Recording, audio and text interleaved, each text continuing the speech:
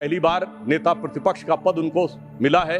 इस बात के लिए मैं उनको शुभकामना देना चाहता हूं। वो जिस ढंग के लहजे और जिस ढंग के तेवर दिखा रहे हैं, उनके लिए मैं कहना चाहूंगा, हमारे यूपी की एक शायरा है, इमरान प्रतापगढ़ी जी को याद होगा, उनकी बड़ी फेमस नज्म है कि खामोश लब हैं, झुकी हैं पलकें, दिलों में उल्फत नई नई है। मगर यहां तो उल्टा है, गुस्ताख लब हैं, तनी है बौहें, दिलों में नफरत नई नई है। मगर उसके आगे की लाइन है, जरा सा कुदरत ने क्या नवाजा जो आके बैठे हो पहली सफ में, यानी फर्स्ट रो में। जरा सा कुदरत ने क्या नवाजा जो आके बैठे हो पहली सफ में। अभी से उड़ने लगे हवा में, अभी तो शोहरत नई नई है। वो कहते हैं चक्रव्यूह और पद्मव्यूह समान है। पद्म मतलब लोटस यानी कमल।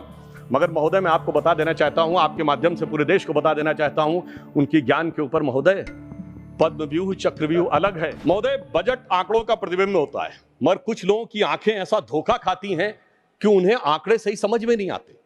हमारी सरकार आने से पहले 10वें नंबर की अर्थव्यवस्था थी, वो कमजोर थी। आज 5वें नंबर की अर्थव्यवस्था है, वो अच्छी है, मगर इनको वो अच्छी और ये बुरी लगती है। जब 74,000 रुपए पर कैपिटा इनकम थी तो वो अच्छा था, अब 2,12,000 रुपए पर कैपिटा इनकम है तो वो खराब है।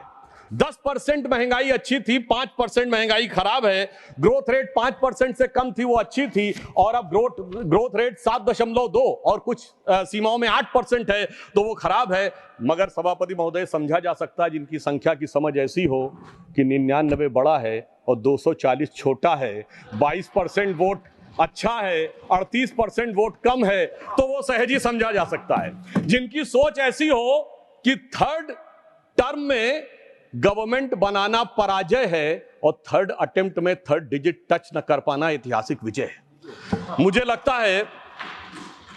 परंतु एक बात मैं कहना चाहूंगा कि इतना तो कम से कम उनको अख्तियार मिला है कि पहली बार नेता प्रतिपक्ष का पद उनको मिला है। इस बात के लिए मैं उनको शुभकामना देना चाहता हूं। और राजीव शुक्ला जी ने अभी एक शेर बोलते हुए कहा था ना कि वो शोहरत आई है, वो गई भी हो सकती है।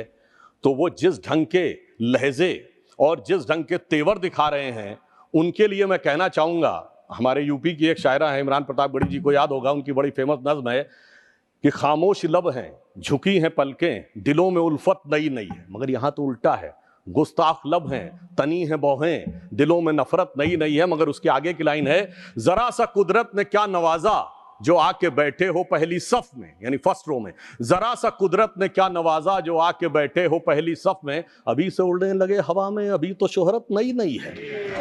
तो अब मैं कहना चाहूंगा कि उनको हवा से उतारकर धरातल का कुछ इतिहास बताना चाहता हूं। एक दौर था जब भारत में विकास की दर 1.25 से 2% रहा करती थी और कभी कभी शून्य के पास पहुंच जाया करती थी। आज भारत की विकास दर विश्व की समस्त अर्थव्यवस्थाओं में सबसे ऊपर 7% से ऊपर जाकर खड़ी हुई है।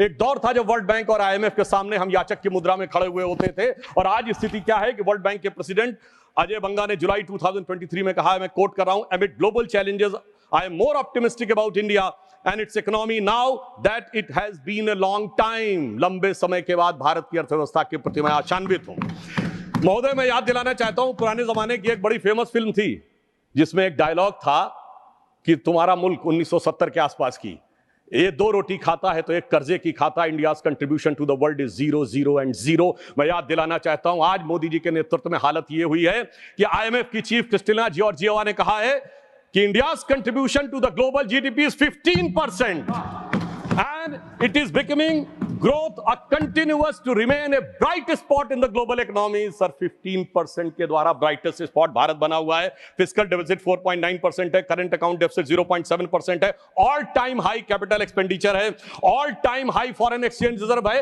और एक और तथ्य में शायद लोगों ने ध्यान रहा हो, पिछले वर्ष भारत में फॉरेन रेमिटेंस $125 बिलियन का हुआ, जो पूरे वर्ल्ड में सबसे ज्यादा था, चाइना से भी ज्यादा था। और इसमें महत्वपूर्ण बात क्या है कि सामान्यतः फॉरेन रेमिटेंस हमारे यहां मिडिल ईस्ट के कंट्रीज से हुआ करता था, जहां हम किसी को छोटा और बड़ा नहीं कहते, पर जहां कहा जाता था सामान्य औसत दर्जे के काम करते थे। पर इस बार 36% जो ग्लोबल रेमिटेंस है वो डेवलप्ड इकोनॉमी यानी अमेरिका, यूरोप और सिंगापुर से आया, जो दर्शाता है कि भारत की मेधा की सीमा तक जाकर विश्व में पहुंचकर प्रभावी होना शुरू हो गई है। निराशाजनक ढंग से भी सोचें तो 2036-37 में आगे हो जाएंगे।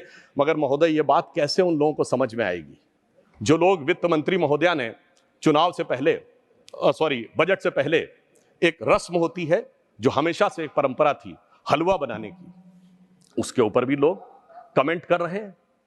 कहा जा रहा है कि इसमें SC ST और OBC कहां पे हैं। वैसे तो हमारे शायद वित्त राज्य मंत्री उन्हें दिखाई नहीं पड़े, मगर मैं पूछना चाहता हूं, ये वो लोग पूछ रहे हैं सभापति महोदय जो 60 साल से खाते रहे हलवा और जनता को खिलाते रहे बलुआ।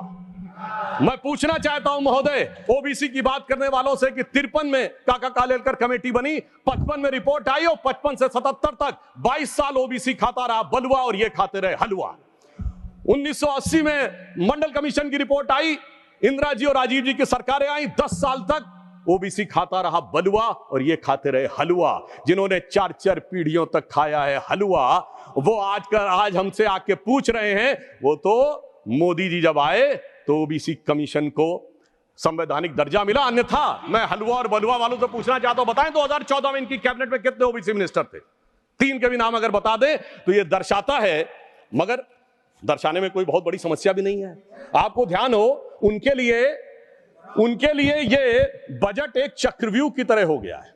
वो कहते हैं चक्रव्यूह और पद्मव्यूह समान है।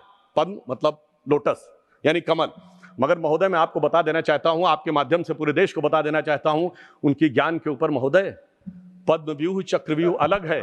प्राचीन भारत में पद्म व्यू है, चक्र व्यू है, गरुड़ व्यू है, क्रौंच व्यू है, चंद्र व्यू है, मकर व्यू है, त्रिशूल व्यू है, 36 प्रकार के व्यू हैं। मगर क्या करें, जिनको व्यू नजर आता हो उनके लिए हर चीज में उनको भारतीय जनता पार्टी और कमल के ऊपर आपत्ति नजर आती। तो मैं ये भी कहना चाहता हूं सभापति महोदय, हम सब चाहते हैं इस देश में समृद्धि आए, बजट इसीलिए लाया जाता है, यानी मां लक्ष्मी की कृपा रहे। और हम सब चाहते हैं देश में प्रबुद्धता आए, मां सरस्वती की कृपा रहे। और मां सरस्वती भी कमल पर विराजती हैं और मां लक्ष्मी भी कमल पर ही विराजती हैं। जितना कमल खिला रहेगा उतना इस देश में समृद्धि का मार्ग प्रशस्त रहेगा। अब मैं आगे भी बताना चाहता हूं, आज एम्प्लॉयमेंट लिंक स्कीम आई तो कोई कहते हैं कि हम अचानक एम्प्लॉयमेंट लिंक स्कीम आए, ऐसा नहीं था। प्रधानमंत्री जब 2014 में प्रधानमंत्री बने, उन्होंने शुरू से देखिए स्टेप बाय स्टेप, उन्होंने पहले जनधन अकाउंट खोले। लोगों ने कहा पैसा कहां से आएगा, उन्होंने कहा I am having in the mind, तुम खाते खोलो। DBT डायरेक्ट बेनिफिट ट्रांसफर आया, उसके बाद मुद्रा स्कीम आई, उसके बाद प्रोडक्ट लिंक इक्विटी स्कीम आई। अरे पहले प्रोडक्ट बनेगा, फिर विश्वकर्मा स्कीम आई, फिर आप देखिए आज एम्प्लॉय लिंक स्कीम आई है। जैसे जैसे हमारी समृद्धि बढ़ी, हमने जनता को श्रेय दिया। पहले 6,000 रुपए किसान सम्मान निधि थी, अब इस बजट में 12,000 की। पहले 10 लाख रुपए तक की मुद्रा योजना थी, अब 20 लाख की। और महोदय इनका हथियार है भ्रम और भय, हमारा है विकास और विश्वास। मैं याद दिलाना चाहता हूं कि इन लोगों ने मात्र 1.5 साल पहले इस बात का प्रबल प्रचार किया था कि SBI बर्बाद हो गया, LIC बर्बाद हो गया, HAL बर्बाद हो गया। तो मैं आपके माध्यम से सदन के संज्ञान में लाना चाहता हूं कि LIC ने पिछले क्वार्टर में 17,000 करोड़ रुपए का प्रॉफिट दर्ज किया है, जो LIC का ऑल टाइम हाई है। स्टेट बैंक ऑफ इंडिया ने पिछले क्वार्टर में 21,000 करोड़ का प्रॉफिट दर्ज किया है, जो प्राइवेट और गवर्नमेंट मिलाकर सबसे ज्यादा है। SBI का ऑल टाइम हाई नहीं है, इवन रिलायंस से भी ज्यादा है। और HAL ने 2023-24 में 29,810 करोड़ रुपए का रेवेन्यू प्राप्त किया है और 80,000 करोड़ रुपए के उसके ऑर्डर्स पाइपलाइन में है, जो ऑल टाइम हाई है। यह मैं केवल इसलिए बताना चाहता हूं कि सदैव मैंने सुना है सभापति महोदय कि भारत की कंपनियां पब्लिक सेक्टर की हो या प्राइवेट सेक्टर की हो, उनके बारे में दुष्प्रचार होता है। मैंने आज तक किसी विदेशी कंपनी के बारे में दुष्प्रचार होते नहीं देखा। मैं उसके बारे में विस्तार से नहीं जाना चाहता, उनके लोगों की कैसे कैसे मदद की जाती है, परंतु मैं इतना जरूर कह देना चाहता हूं, आज ये नजारा इतना बदला है कि आप सोचिए कि हम 5वीं बड़ी अर्थव्यवस्था